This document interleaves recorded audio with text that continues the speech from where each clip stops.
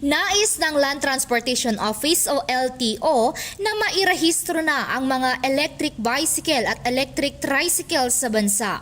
Ito'y dahil parami na umano ng parami ang mga e-bike at e-trike at nagiging cause of concern. Bukod dito, nais din ng LTO na obligahin ang mga driver ng mga naturang behikulo na kumuha ng lisensya bago payagang magmaneho.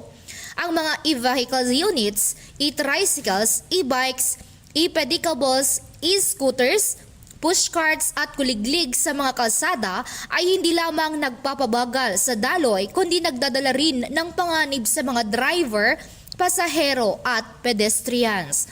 Ang pagdami ng bilang ng e-vehicles ay dahil na rin sa paggamit nito ng hindi na kailangang iparehistro at di na kailangang kumuha ng lisensya. Batay sa monitoring, kahit menor de edad ay nakikitang nagmamaneho ng e-vehicles sa national highways at ilan ay hindi naman na sumusunod na magsuot ng helmets o protective gears.